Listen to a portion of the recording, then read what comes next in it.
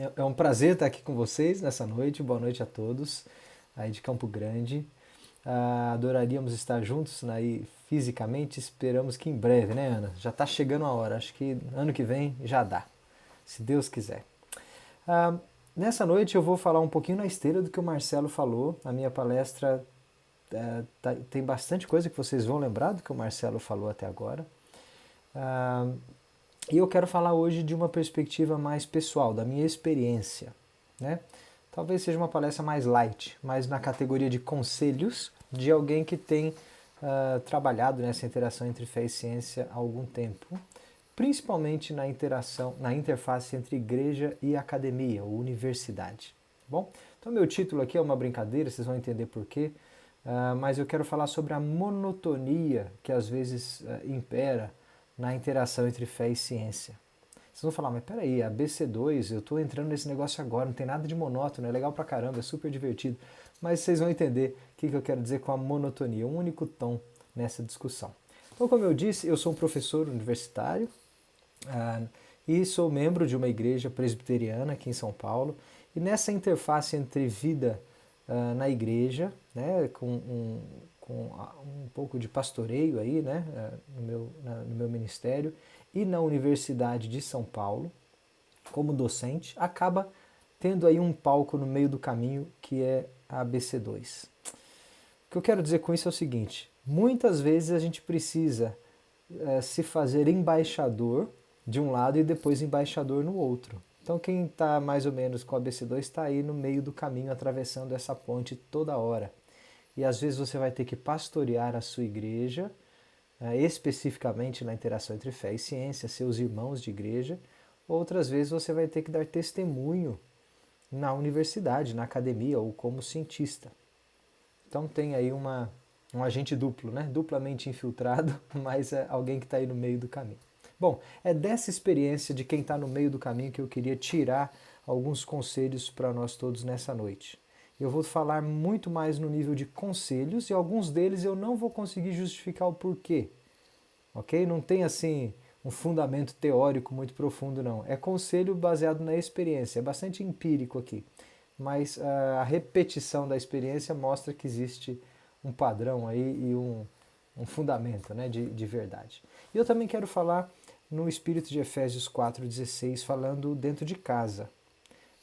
Eu entendo que todo o corpo de Cristo, a igreja, ajustado e unido pelo auxílio de todas as juntas, cresce e edifica-se a si mesmo em amor. Então eu falo para irmãos na fé, para cristãos, e falo para quem entende, por exemplo, como é que funciona o corpo de Cristo, que é algo muito diferente de uma simples instituição organizada por homens, mas que tem coisas que nos prendem, né? Prendem os ramos ao tronco da videira, que são inexplicáveis do ponto de vista humano. Bom? Pois bem, deixa eu começar com uma estatística aqui, vocês já devem conhecer, imagino. O Barna Group, lá dos Estados Unidos, publicou um tempo atrás um estudo que ele nos informa que 3 em 5 jovens abandonam a igreja na transição para a vida universitária, ou seja, na transição para a vida adulta. 3 em 5, ok? É uma estatística bastante forte, né? Alarmante aí. Alguns desses 3 acabam inclusive abandonando a fé definitivamente. Mas 3 em 5 saem da igreja, assumindo que eles cresceram na igreja. Então eram jovens que estavam na igreja e abandonaram a igreja na transição para a vida adulta. E aí essa pesquisa vai tentar entender os motivos, quais as justificativas do abandono. E dentre as 6 principais justificativas, não é meu objetivo falar delas aqui hoje, se você quiser ouvir mais desse assunto, eu tenho um videozinho lá no YouTube. Mas eu quero destacar que uma delas, uma justificativa que os jovens declaram, é que a sua igreja era inimiga da ciência, ou pelo menos ele tinha essa percepção. E na transição para a vida adulta, expondo-se talvez no ambiente da universidade, isso foi a gota d'água ou o ponto focal da sua saída. Né? Foi ali o empurrãozinho que faltava talvez para ele sair da igreja. Pois bem, sendo uma verdade ou sendo uma desculpa, não importa muito, o que importa é que ela aparece como uma justificativa, talvez apontando para um problema que pode existir nas nossas igrejas, ou talvez na tua e na minha igreja. Então eu quero que você pense rapidinho na sua experiência de fé, na sua experiência de igreja. Como é que você experimentou a interação entre fé e ciência na sua carreira da fé na sua igreja? Como é que era o estilo de mensagem, o estilo, o formato da programação? Quando tinha interação fé e ciência na sua igreja, seja uma pregação no púlpito, uma escola dominical, uma palavra no acampamento, uma conversa entre amigos ou um aconselhamento, como é que era o formato? Era num ambiente, num clima de diálogo, onde opiniões diferentes podiam ser escutadas, né? Dava-se ouvido a opiniões diferentes, ou era necessariamente, recorrentemente, no formato de um debate, né? De um duelo, né? De uma... Tratar de fé e ciência é fazer debate, é discutir porque um lado tem que ganhar sobre o outro. Qual que era o formato? Eu confesso que na minha experiência de muitas igrejas que eu andei pesquisando, sempre que o assunto era fé e ciência, a discussão vinha na forma de um debate. Ou seja, criação versus evolução, tal coisa versus tal coisa, fulano contra ciclano, o debate de não sei das quantas, a competição, né, a briga, a guerra, e essa linguagem ela é recorrente nas nossas igrejas. Pois bem, agora pense você qual foi a sua experiência na academia, na universidade por onde você passou, como é que era lá? Se na igreja talvez você tinha uma experiência de debate, de duelo, na academia era diferente?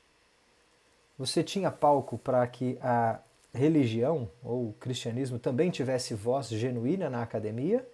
Ou era uma visão aí de debate necessário, né? Necessariamente debate ou conflito? Enquanto lá na igreja, o debate assumiu um palco da seguinte maneira: vamos montar aqui a programação, vamos trazer o pastorzão gabaritado e o aluno de biologia lá do primeiro e segundo ano para que ele seja exposto em praça pública na igreja, né? E assim o pastor malha num debate, e todo mundo que entra num debate não quer entrar com cabeça, mente aberta, como ensinou o Marcelo, mas geralmente entra num debate para torcer por um dos lados. Pois na academia não é muito diferente disso não, só que inverte o lado. Lá você coloca o professor catedrático, cosmólogo no palco e convida o seminarista, o representante da religião, para ele ser então também malhado em praça pública, agora na praça da universidade, né? Então, se você experimentou na sua vida esse tipo de linguagem, de formato, não é novidade, porque isso vem há muito tempo acontecendo na vida da igreja. E assim a igreja vem habitando nessa ideia de que existe um duelo, um conflito necessário entre os campos e às vezes até entre as pessoas que lidam na interação entre fé e ciência. Bom, pela maneira como eu me expressei aqui, você deve imaginar que eu acho que isso está totalmente errado. Não é o caminho que a gente deve perseguir, né? Portanto, minha tese central aqui é a seguinte: eu acho que a igreja, ela, em primeiro lugar, ela já fala pouco da interação entre fé e ciência em um mundo onde esse assunto é presente na vida do jovem o dia inteiro. Ainda mais do jovem que vai para a universidade. Ou seja, é um assunto tão comum que encha intelectualmente a nossa vida, e a igreja fala muito pouco dele, ou trata dele e até pastoreia pouco nessa área. Mas quando a igreja fala, a minha sensação é de que a igreja tem falado errado, ela tem errado o alvo. Ela tenta tratar do assunto, mas ela erra o ponto, ela erra o alvo. Ela pende para um debate e errou o alvo. Ela pende para uma fala de mente fechada, ela errou o alvo. Ela não está conseguindo enxergar o foco do problema, que vai se tornar um problema para pessoas que abandonam a igreja no futuro. Então essa aqui é a minha tese central e espero que isso fique como talvez a única mensagem para você nessa noite, é que a igreja fala pouco e quando fala precisa de ajuda para não errar o alvo. Agora, o que é o alvo, o centro, né? O X da questão aqui? Deixa eu usar a analogia do iceberg. Já que eu sou engenheiro naval, eu gosto de coisas que flutuam. Talvez você saiba que um iceberg tem 30% só do seu volume fora d'água. 70% fica debaixo d'água. Ok?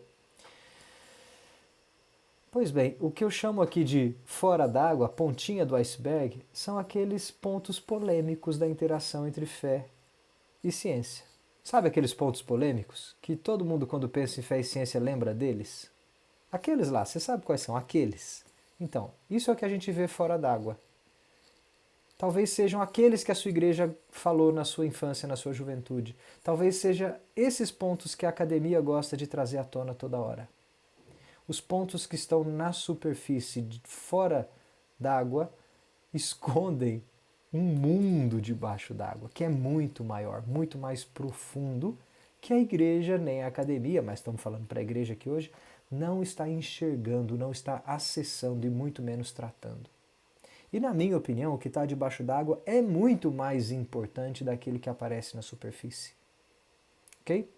Então, usando aqui a minha analogia do iceberg, aqueles pontos polêmicos que estão fora d'água, na nossa geração aqui, provavelmente, na tua experiência, foram origem cosmológica e origem biológica. Né? Big Bang e teoria da evolução, não foi isso? Ah, esse negócio de fé e ciência na igreja é aquele negócio lá de evolução. Ah, vamos fazer uma palestra sobre ciência e religião. Ah, já sei, vamos falar daquele negócio de Big Bang então. É sempre assim. A gente sempre recai nesses pontos polêmicos. Agora pensa na tua igreja. Tem o teu pastor, homem fiel, bem dedicado, servo de Cristo, estudado, zeloso na pregação, prega a Cristo. Qual nível de conhecimento que ele tem, qual o tempo de dedicação que ele pode ter para se inteirar dos assuntos na fronteira do conhecimento teológico e científico, por exemplo, na questão de origens cosmológica e biológica? Em outras palavras, o que é que o teu pastor entende de cosmologia e de biologia? Talvez ele tenha algum conhecimento em nível popular ou um pouco mais estudado, não importa. Agora pega o Joãozinho lá, o seu colega que cresceu contigo, que foi estudar biologia na faculdade. Ele tem um conhecimento aí de outro nível em comparação ao próprio pastor da tua igreja. E é legítimo, é genuíno que às vezes algumas dúvidas do Joãozinho lá na escola dominical apareçam. Porque ele está passando por um momento de exposição a novas ideias que cutucam na fronteira do conhecimento teológico e científico e aparecem fora d'água como pontos polêmicos. E aí o pastor ele pode ter 3 respostas aqui, 3 tipos de resposta. A primeira delas ele pode falar assim: Joãozinho, não mexe com esse negócio não, meu irmão, isso aí é coisa do diabo. Isso aí é farelinho do diabo colocando coisa na tua cabeça. Ficar pensando nesse negócio de cosmologia, de pó de estrela, de Big Bang, de bilhões de anos, larga a mão disso, isso aí é contaminação, é tentação do maligno. É uma resposta que eu já vi, às vezes ela acontece mesmo. Mas tem o segundo tipo de resposta que é mais ou menos assim: Joãozinho, isso aí já está resolvido, meu filho. É falta de maturidade sua, ou falta de fé. Olha aqui como é que é, ó. Esse negócio de interação fé e ciência é isso aqui, ó. Já tem uma resposta pronta. Eu já tive uma aula lá no seminário sobre isso. Eu já li um livro, eu já vi um vídeo. Aqui, ó. Acredita nisso aqui, pronto. Não questiona mais. Às vezes dá uma resposta lacrando, né? Lacra o assunto ali. Fala, não pergunta mais isso não. Na melhor das intenções, às vezes o pastor ou o conselheiro ali acha que de fato ele já tem todos os problemas resolvidos por ter talvez assistido uma palestra de alguém que falou de interação fé e ciência no passado. E pode ter um terceiro tipo de resposta que é o mais genuíno e sincero, eu acho, que é o seguinte: Joãozinho, cara, nessa área aí, meu filho, eu não sei te pastorear não. Eu não sei as respostas que você está me perguntando. Nós vamos ter que buscar ajuda. Precisamos ir atrás de ajuda. Agora, eu acho que se esse pastor ficar na superfície alimentando polêmicas, ou mantendo o Joãozinho sempre ali na superfície, recorrendo com as suas perguntas sem respostas ou com respostas, né, desviadas aí, ele não está fazendo um bom trabalho pastoral e não está acertando o alvo do problema. Então, na minha analogia, eu creio que existe algo muito mais profundo do que ficar respondendo às polêmicas lá em cima, ou tentando responder às polêmicas quando não se consegue. Existe algo mais profundo e nós temos que usar as iscas do Joãozinho, as perguntas boas, a curiosidade do Joãozinho, aquela dúvida genuína que ele traz para o seio da igreja para levar o Joãozinho para as profundezas. O movimento é o seguinte: tenho dúvida, tenho questionamento aqui. Opa, vamos ver se isso aqui de fato é o seu questionamento, se isso é de fato importante ou se existe alguma coisa aqui embaixo que ainda não está bem entendida. Então eu creio que o movimento da igreja é de afundar, é de descer para as profundezas, para as águas geladas, que doem os ossos. É difícil, mas é importante. Então, nesse movimento da gente ir para as profundezas, talvez a tua igreja precise de ajuda nesse mergulho. Talvez o teu pastor reconheça que ele precisa de alguém entre o Joãozinho e ele. E é aí que entra um cristão que entende mais de ciência e que pode fazer a ponte. Essa tem sido, por exemplo, a minha experiência e talvez seja a tua experiência, até porque você se interessou por esse negócio de ABC2, né? Talvez você tenha até seja um pouco mais nerd do que muitos na tua igreja e queiram entender ou gostam de ler um pouco mais sobre ciência. Então, às vezes você tem que avaliar se você tem um chamado ministerial, uma vocação no corpo de Cristo, para ajudar tanto o Joãozinho a fazer as perguntas corretas e também a fazer essas perguntas de maneira correta. Às vezes o Joãozinho não sabe o que ele está perguntando e às vezes ele tem uma dúvida, mas ele não consegue nem expressar a sua dúvida ainda por falta de conhecimento no assunto, seja teológico e seja científico. É mais ou menos aquela dúvida que surge assim, ó. Pastor, se o homem veio do macaco, por que é que não tem macaco virando homem até hoje? Aí você fala, cara, até a pergunta está errada. Não faz sentido a pergunta. Precisa de alguém no meio do caminho? Não é para tentar responder, porque se o pastor tentar responder isso, ele entrou na cilada. Não é para responder esse tipo de pergunta. Ok? É para falar, opa, peraí, tua pergunta não é essa. Vamos tentar entender qual que é de fato a tua dúvida e qual que é a tua pergunta. E também o caminho de volta. Né? É preciso alguém lá para ajudar o Joãozinho também a avaliar as respostas adequadamente. Porque existem muitas respostas possíveis, nem todas válidas. E às vezes uma tentativa de resposta precisa ser bem interpretada com maturidade de alguém que já está estudando esse assunto há mais tempo. Então veja se você não tem um chamado aí. Bom, eu termino aqui a primeira parte da minha fala e eu queria agora rapidamente dar alguns conselhos então nesse contexto. Qual contexto? A igreja erra o alvo porque ela insiste em tratar do problema, entre aspas, da interação entre fé e ciência, mantendo todo mundo lá na superfície, habitando nas polêmicas, esquecendo que existe algo de mais substância nas águas geladas do iceberg, enquanto que o movimento da igreja deve ser de aprofundar, descer lá para o gelo, para a água fria, tá bom? Então, nesse contexto aí, qual que é o teu papel, qual tem sido o meu papel e como que eu posso aconselhar outros irmãos nesse ministério, ok? Então, o primeiro conselho que eu dou aqui tem muito a ver com o que o Marcelo falou hoje. Seja humilde, seja amoroso. Se você é o homem do meio, a mulher do meio ali naquele relacionamento, seja você o único nerd crente da sua igreja, talvez o que mais entenda desse negócio de fé e ciência na sua igreja, haja com humildade. Não existe outro comportamento, outra forma de agir na igreja que não seja com humildade e em amor. Não cabe outro comportamento no corpo. Então, se você tem vocação para pastorear, para ensinar, para esclarecer a tua igreja, faça isso com muita humildade e amor. Okay? O primeiro conselho é simples, né? Mas às vezes a gente esquece disso. Às vezes a gente gosta da carteirada. Opa, esse negócio aqui eu manjo, bate aqui no peito, ó, manda a bola para cá que eu mesmo cruzo e eu mesmo corro na área para cabecear e eu dou conta desse assunto. Humildade e amor aí é fundamental. Vocês já ouviram falar do efeito Dunning-Kruger? É mais ou menos assim, ó. Tem a ver com a nossa humildade. É um gráfico, a relação entre autoconfiança e conhecimento num determinado assunto. Ele diz assim, ó, À medida que você ganha ou adquire conhecimento num assunto, como é que varia a sua autoconfiança? Quando você não sabe nada de um assunto, você não tem autoconfiança nenhuma. Você nem sabe do que se trata. Zero, zero. Mas sabe aquela sensação que dá depois que você assistiu o primeiro vídeo na internet, ou que você leu o primeiro livro, ou que você teve a primeira aula? Você fala, cara, eu já sei tudo desse negócio. Pois bem, na Interação Fé e Ciência acontece isso também.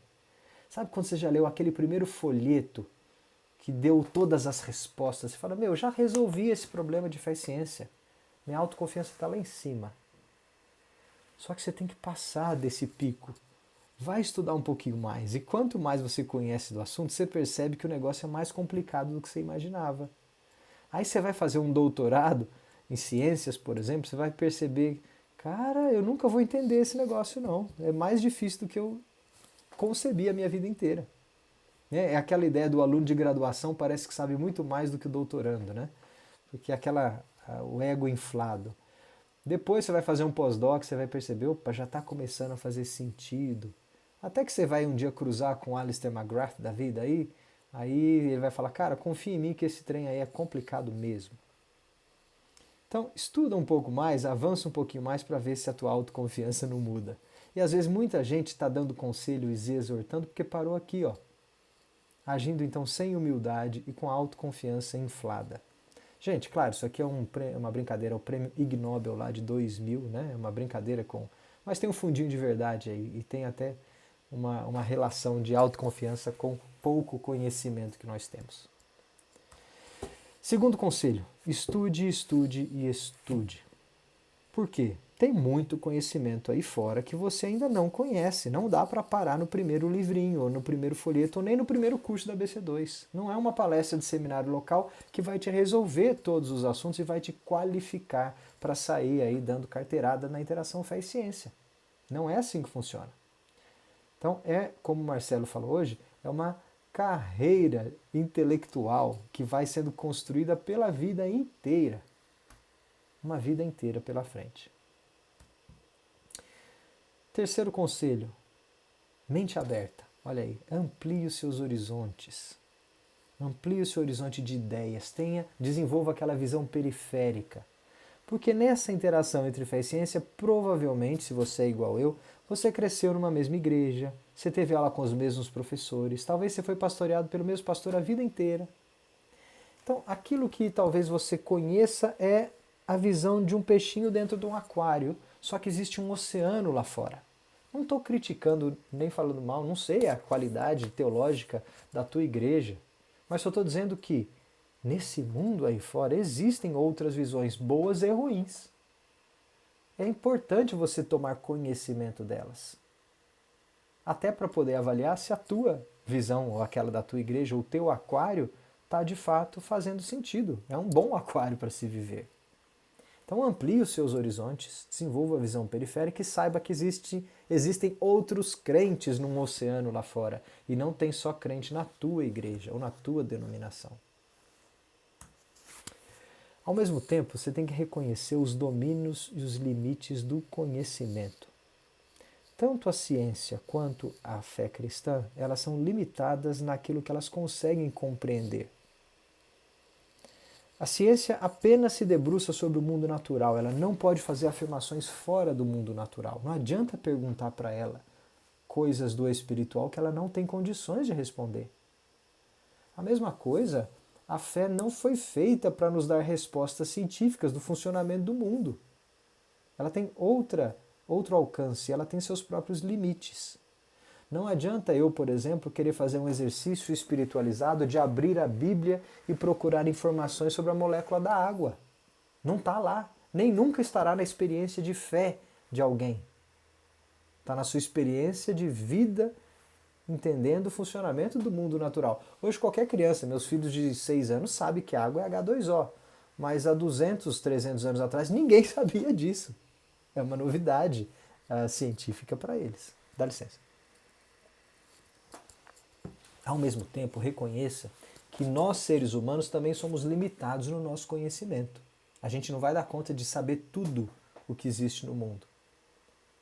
Por uma questão de alcance, de limite, vamos chamar assim, de estatura, ou seja, nós somos finitos, não vai dar para saber tudo que existe nesse mundão aí afora.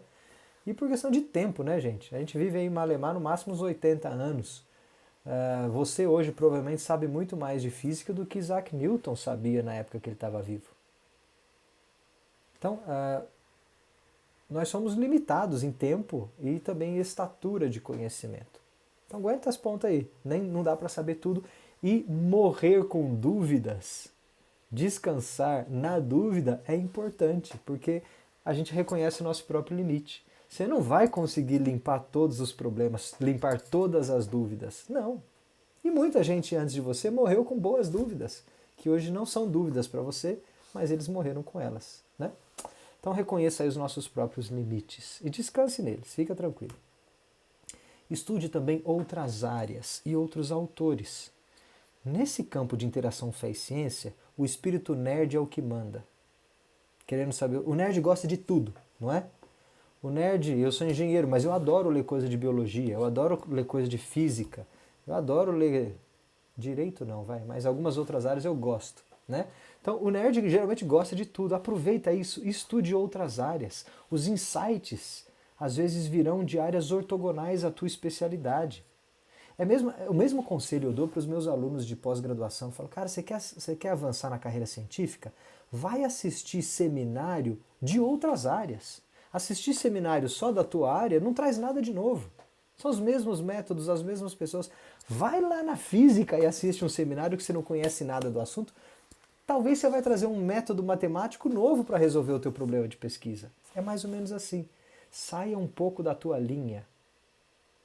Tenta ler o diferente. E tem muito diferente em linguagem acessível. Você não precisa ler o periódico científico daquela área. Ninguém vai entender. Mas você pode ler algo já digerido, né? E outro conselho, leia outros autores. Não fique na esteira de um autor só. Não, eu sou fã do Alistair McGrath. Eu só leio McGrath, por exemplo. Não, peraí. Tem muita gente boa falando em outros cantos e outras coisas de maneiras diferentes e com experiências diferentes. Então amplie aí. Não escute só aquele podcast, não leia só aquele autor. Não cante... Olha a monotonia aparecendo aí, né? Traga mais cor para a sua experiência intelectual. E de novo, olha a comunidade intelectual que o Marcelo falou. Estude com outras pessoas. Gente, companheirismo aqui é fundamental. Achar outros nerds crentes é muito bom, porque as dúvidas que você tem, outros talvez já tiveram antes. Ou as dúvidas e as respostas que você tem ajudarão a responder outros. E mesmo se não for dúvida, não, se for só desenvolvimento intelectual, curiosidade, investigação, em grupo a gente vai muito mais longe. Além de fazer boas amizades, até dar casamento de vez em quando, né? Essa foto aí é do grupo da BC2 lá de Curitiba. E esse casal abre a casa para receber lá o grupo da BC2, um cafezinho, numa atmosfera super tranquila. A atmosfera é importante, a humildade, a abertura, o espírito mente aberta do grupo é fundamental para que todo mundo se sinta à vontade, para poder desenvolver no seu próprio ritmo, com a sua bagagem, a sua jornada intelectual na interação entre fé e ciência. Então não estude sozinho, se você puder, procure mesmo um grupo, seja um grupo virtual, um grupo presencial, né? E a BC2 aí, a Ana já falou, o pessoal de Campo Grande, tem muitas formas de você aproveitar os grupos da BC2. Quem sabe se a sua alma gêmea está lá te esperando, você vai achar um nerd ou uma nerd crente, que é quem estava faltando aí, né, para juntar os chinelinhos. Agora, nesse contexto de corpo, de grupo principalmente, você tem que ajudar com paciência e amor. Sabe por quê? Às vezes dá uma vontade de sair lendo aquelas coisas super legais, e lá na frente, e ler bastante coisa de quântica, e ler bastante coisa de biologia, de genética. Aí, de repente, numa reunião do grupo, aparece lá um irmãozinho e fala, mas eu não entendi muito bem aquele ponto do básico. Aí você tem que começar tudo de novo. Não, senta aqui, vamos lá. Aí você explica o básico. Aí quando parece que o grupo está deslanchando para um negócio mais sério, mais substância, tem que começar de novo no básico. Não tenha problema tenha paciência. Haja com amor. Gente, são as dúvidas básicas, as mais fundamentais, que estão lá embaixo do iceberg, que a gente vai precisar revisitar muitas vezes na nossa experiência. E talvez você vai voltar àqueles assuntos muitas vezes para eles ficarem bem consolidados. E sempre vai ter gente que vai precisar fazer o seu primeiro mergulho gelado. Sempre vai ter gente. Então esteja disposto, por quê? Porque nós estamos falando do corpo, tá bom? Nós estamos falando do corpo. Se um aluno lá na universidade chega para mim e fala, professor, eu estou com tal dúvida, assim, eu vou, cara, vai estudar você. Se vira. Quando você estiver num nível aqui, você vem para o grupo de pós-graduação. Não dá para ficar começando toda hora num grupo de mecânica dos fluidos na universidade. Mas aqui na igreja dá e é necessário começar do zero toda hora. Então o espírito de paciência e de amor aqui é fundamental. Outro conselho, ouça ideias diferentes. E a minha ênfase aqui está na orelha, no ouvir. Esteja pronto para ouvir e não esteja tão pronto assim para sair falando o que você pensa. Muitas vezes você quer participar de um grupo desse para quê? Porque lá eu vou expor a minha opinião, eu vou falar o que eu penso. Eu vou defender o meu ponto. Opa, aguenta aí. Vai primeiro querendo ouvir e ouça bastante. Meu pai gosta de falar que nós temos 2 ouvidos e uma boca. Então você tem que falar mais do que... Você tem que ouvir mais do que fala. Então, nesse espírito desses grupos e dessa comunidade intelectual, ou mesmo na interação com uma pessoa que você ainda não conhece, numa conferência, num seminário, esteja pronto para ouvir, mais do que para falar. Tardio para falar. Okay? É um conselho que funciona bem. Às vezes a pessoa começa a falar, você já quer cortar e fala, não, o que você está falando está errado, o certo é isso. Ela nem desenvolveu ainda o raciocínio dela, para depois mostrar que o que ela pensa de fato estava certo, né? Então deixe a conversa desenvolver e escute bastante. Agora, vai que em um determinado assunto, e você está até ouvindo bastante os outros falarem, você já tem uma posição definida, né? Sei lá, seja cosmologia, seja em biologia, seja numa outra área da interação entre fé e ciência. Vamos dizer que em algum ponto você já pensou bastante, você fala, não, aqui eu já sei o que eu penso. E por mais que eu escute outras opiniões, tem concretizado ou firmado aquilo que eu penso. Ótimo, não tem problema com isso não. Também não é para você ser volátil. É bom que você tenha aí segurança nos seus argumentos. E desenvolva, sei lá que virtude que é essa, né, Marcelo? Mas essa segurança aí na jornada intelectual. Agora, ter uma posição fechada ou já definida ou bem formulada não elimina outros problemas. Tenha consciência disso. Dificilmente, nesse assunto de interação fé e ciência, ou às vezes na maioria das nossas áreas da vida, existe uma posição que dá conta de resolver todos os problemas. Sempre haverá uma crítica, um contraponto que vai levantar um problema da tua visão ou da tua opinião, por mais bem definida que ela já esteja para você. Então esteja pronto para ouvir e cuidado para não sair lacrando do tipo, não, cara, eu já tenho a minha visão, não me vem me falar desses outros assuntos. Agora, reconheça que os outros assuntos trazidos pelo colega podem ser problemas genuínos da tua visão. Podem ser pontas que estão em aberto. Porque, afinal de contas, aí é o meu ponto, nós todos temos pontas para parar. Sempre tem uma face da joia a ser lapidada. Sempre tem algo a polir, seja em conteúdo, seja na forma de se expressar, sempre tem aonde melhorar. E nessa interação fé e ciência, quando o conhecimento científico e teológico está mudando nas nossas gerações, ou seja, nós estamos adquirindo e desenvolvendo conhecimento nas duas frentes, certamente as nossas pontas são bastante duplas, precisa de uma tesourinha bem afiada aí, ok? Para de vez em quando a gente aparar as nossas pontas mesmo. Bom, agora cuidado também para você que gosta desse assunto de fé e ciência, não fazer disso a coisa mais importante da sua vida e nem da sua carreira de fé. Agostinho mesmo falava que tentar entender como é que Deus fez o mundo não é a coisa mais importante. É interessante, sem dúvida, é muito bom e a gente tem prazer nisso, mas não é o essencial e não é o mais importante e nunca foi. Você não vai para o céu porque você tem uma boa visão científica do mundo ou porque você consegue minimizar os problemas na interação fé e ciência. Não tem nada a ver. Agora, que isso enriquece a fé do crente, ainda mais um crente nerd, de fato enriquece. Então aproveite isso como um bônus, uma bênção de Deus para você, que foi capacitado para participar da descoberta do mundo natural através da ciência e ter prazer, ver a obra do Criador, glorificar a Deus nesse ato. Mas não faça disso, não ache que isso é suficiente para a sua salvação e nem a coisa mais importante para a estrutura da sua fé. Agora, existem, mesmo na interação entre fé e ciência, algumas coisas que são fundamentais.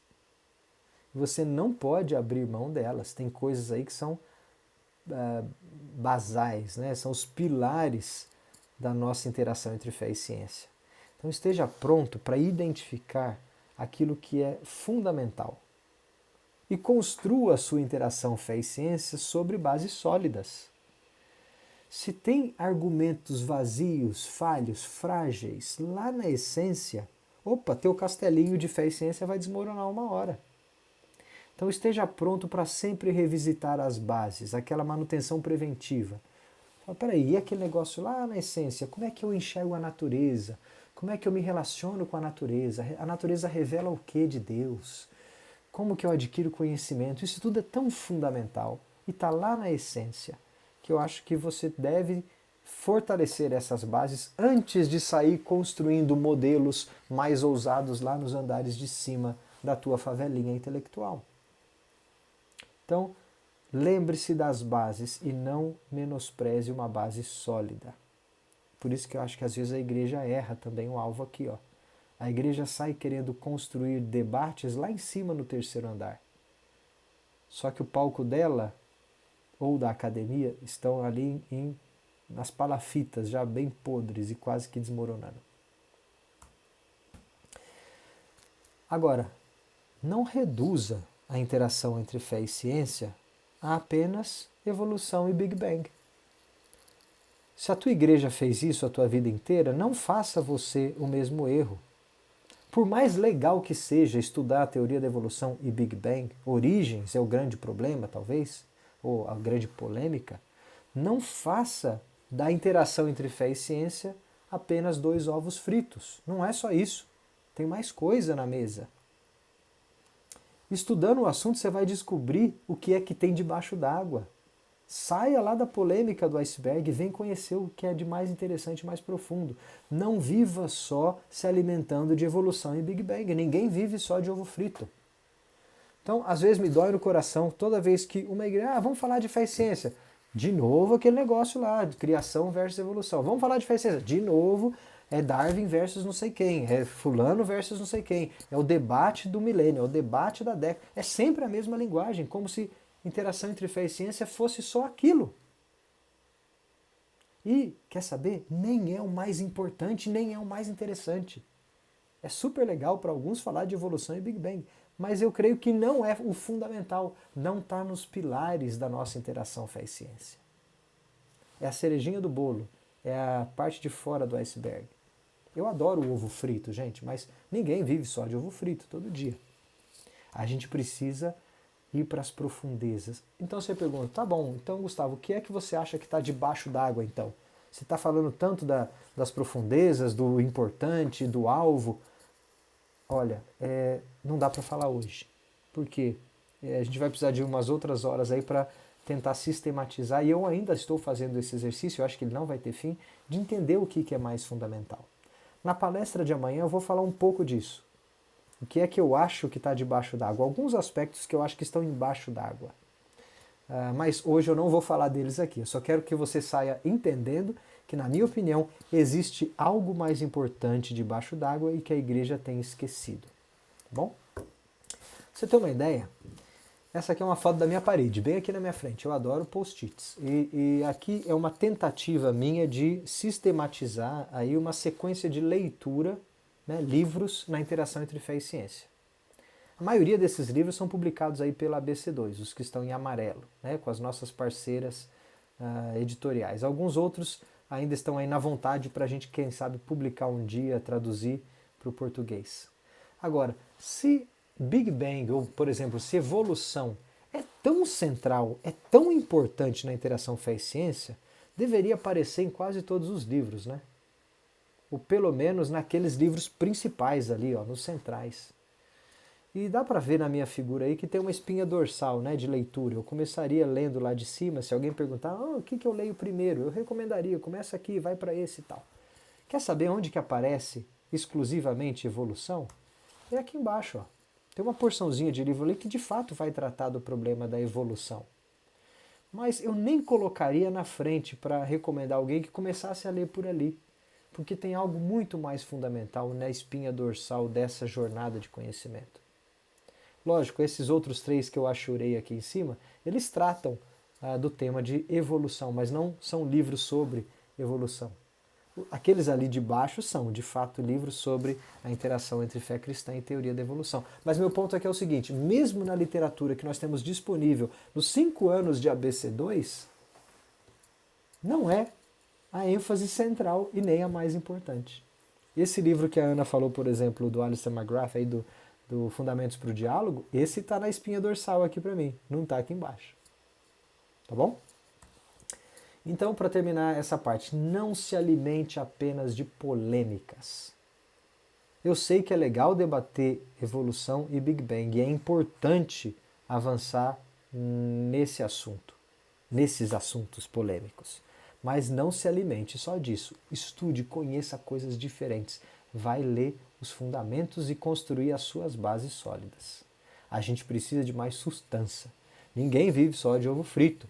A nossa refeição é muito mais ampla e tem muito mais coisa já disponível na mesa para você ir lá se servir no buffet. Não fique caçando só aquele assunto porque não é uma construção muito sadia de uma base sólida. E quer saber? Também não faça disso a razão da tua vida. Não viva para alimentar polêmicas. Tem gente que adora só jogar gasolina na fogueira. Porque se o problema de fé e ciência é evolução e Big Bang, cara, eu vou botar pilha nesse assunto aí. Eu vou promover evento porque eu já resolvi esse problema na minha cabeça, eu quero que todo mundo resolva. Então, eu vou alimentar as polêmicas. Cuidado, não faça disso. Por mais que você seja um cristão na ciência e goste do assunto, não alimente a polêmica. Alimente o mergulho. Leva a galera para baixo. Mas não faz o seu irmão ou você mesmo ficar habitando na superfície do iceberg. Nós somos peixes gelados aqui na minha analogia. Não pinguinzinhos refugiados lá em cima. Vou botar essa da próxima vez, Alexandre. Vou botar uns pinguinzinhos lá em cima do iceberg e nós somos os peixes debaixo d'água, não os pinguinzinhos que ficam lá em cima. Bom, muito menos não é alimentar polêmica, mas também não faça das polêmicas a sua bandeira. Gente, tem gente que inverte o jogo aqui e faz a razão da sua fé, a razão da sua carreira de fé, defender uma visão sobre fé e ciência, uma visão específica. E defende isso com unhas e dentes. E a minha vida passa a ser essa bandeira. E o meu ministério de fé é defender o meu ponto de vista numa determinada interpretação. Opa, peraí. Acho que errou. Qual que é a tua bandeira, hein? A nossa bandeira é Cristo. Tem coisas mais importantes na nossa carreira de fé do que levantar a bandeira de uma interpretação de origens, por exemplo. Então não faça disso nem a sua razão de existir, nem o fundamento da sua fé, e muito menos a bandeira do seu ministério, ou seja, a razão para você servir o reino. Como se você tivesse que ser um oficial de um exército de conversão para que todo mundo tenha a mesma visão exclusiva de origens que você tem. Cuidado, tem bastante gente querendo com sinceridade dar seriedade para o assunto, mas acaba fazendo disso uma bandeira. Então, minha postura aqui é o contrário. Você tem que ser um pacificador. Você tem que conseguir olhar para os seus irmãos da tua igreja, da tua denominação, da cristandade brasileira, do mundo inteiro que serve a Cristo e reconhecer que existe muita diferença e variedade aí e que talvez a tua posição seja de pacificar um território que que já foi muito bombardeado e que está cheio de minas escondidas debaixo da terra esperando as pessoas passarem e explodirem. Não alimente as polêmicas, não faça delas a sua bandeira, pelo contrário, seja um pacificador. Quando possível, se você vê que o assunto está pendendo para um debate onde a torcida já está com as facas no dente ali, pacifique. Joga o balde de água fria, joga a toalha. Se não, meus queridos, nós nunca avançaremos em conteúdo e em forma na interação entre fé e ciência e a igreja vai continuar errando o alvo. Então, essa é uma postura bastante pastoral. Você não precisa ser um pastor para ser pastoral, né? Pastor ordenado. Pastoreie os seus irmãos da sua igreja nesse sentido. Tem gente que vai precisar de conselho, de ajuda. Às vezes um adolescente vai ter em você, um jovem universitário, ou professor, ou pesquisador, ou nerd, uma referência de cientista. Às vezes ele vai vir com muito mais liberdade, isso tem acontecido comigo, conversar com você. Vai falar assim, Ana, por favor, me ajuda aqui, eu sei que você gosta desse negócio de ciência e eu estou precisando de conselho, porque meu pai não entende nada de ciência, meu pastor nunca leu nada, minha mãe também não, meu irmão muito menos. Eu preciso de alguém, um referencial aqui. Eu estou cogitando fazer esse negócio de arqueologia aí na faculdade, você acha que é uma boa? Vai precisar de alguém para conversar, para pastorear, para andar junto como um tutor, um mentor.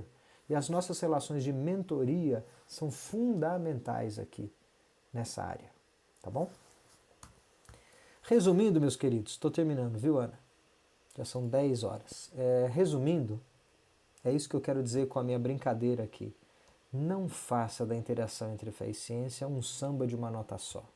Tem muito mais harmonia, tem muito mais teclas disponíveis no teu piano. Não fique tocando a mesma nota achando que fé e ciência é só aquilo. Não, fé e ciência não são dois ovos fritos, fé e ciência não se resume à parte de cima que está fora d'água do iceberg, fé e ciência não é uma nota só do piano. Já deu para entender onde eu quero chegar, né? Tem muito mais do que somente a mesma monotonia que não constrói de achar que fé e ciência é apenas um assunto mal trabalhado. E eu acho que se a igreja começar a acertar o alvo, começar a levar as pessoas pastoralmente para as profundezas, e talvez você seja chamado por Deus para essa função, eu acho que aí a gente vai começar a reverter um pouco essa estatística. Sabe? De dar fundamentos, porque às vezes um irmãozinho abandonou a fé com essa justificativa porque ele vivia como um pinguim de polêmicas lá em cima. Porque ele nunca teve desenvolvido na igreja dele uma boa base que permitisse com que ele vivesse com a dúvida. Porque ele não vai dar conta de resolver tudo. Que desse para ele uma ideia de que o mundo é muito mais colorido em termos de interpretações e visões de origem do que apenas aquela que ele achava que ele tinha. E às vezes ele espirrou porque ele habitava numa polêmica. Então, se a gente quer diminuir essa justificativa, o meu conselho é: use sim as polêmicas como iscas. Gente, não tem nada de errado em ter dúvidas genuínas e falar de evolução e Big Bang, de falar das polêmicas. Não, elas são boas. Quem que não gosta de uma polêmica, de uma briga, né? Quando tem uma briga na escola, todo mundo corre lá para ver o que está acontecendo. Ninguém vai embora, todo mundo vai na direção da briga, não é? Então, aqui é a mesma coisa.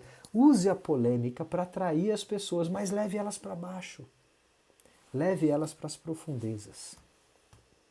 E esse é, então, a minha série de conselhos. Essa é a minha série de conselhos para vocês, partindo, então, da experiência de alguém que tem trabalhado pastoralmente nessa interação entre fé e ciência, e um pouquinho pastoreando na igreja, um pouquinho pastoreando os irmãos que chegam até a minha sala na universidade. É interessante que já tem muito engenheiro lá na USP que às vezes bate lá e fala: professor, eu ouvi dizer que você é crente, posso conversar contigo um pouquinho? Que eu também sou, estou precisando de uns conselhos aqui. E aí, às vezes, a minha sala vira ali gabinete pastoral dentro da USP, né? Para conversar com irmãos na fé que precisam, às vezes, de serem pastoreados nesse assunto. Pois bem, meus irmãos, esse é o espírito da ABC2. Se você não conhece ainda, imagine que a maioria aqui seja do grupo de Campo Grande e conheça a ABC2. Se você ainda não conhece a ABC2, nós somos um grupo de cristãos que gostam de ciências, não um grupo de cientistas que tem afinidade com a fé cristã. Nós somos a maior comunidade de crente nerd do Brasil. Então, o nosso motto é o Salmo 111, 2. Grandes são as obras do Senhor, dignas de estudo para quem as ama. Você já ama a Deus e as suas obras, e aí sim você vai estudá-las. E isso vai enriquecer a sua fé e te ajudar a glorificar a Deus. Então sejam bem-vindos a ABC2. Amanhã, o que eu vou tratar? Eu vou tratar um pouquinho do que é que está debaixo d'água, tá bom? Mas o meu ponto aqui de partida é o reconhecimento de que a gente precisa afundar na água gelada. Aninha, obrigado. Tá aqui o meu contato, se alguém quiser conversar.